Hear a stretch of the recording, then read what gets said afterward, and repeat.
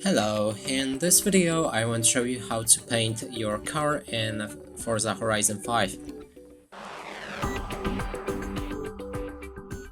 And to do this you'll need to get to Festival Outpost, and when you're there click on enter to enter it.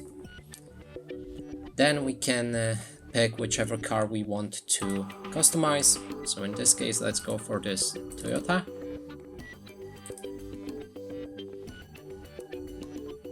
Then we can go for designs and paints. Here paint the car. And now we can paint it however you like. Also there's the option to apply the decals to your cars. And that's when we get back.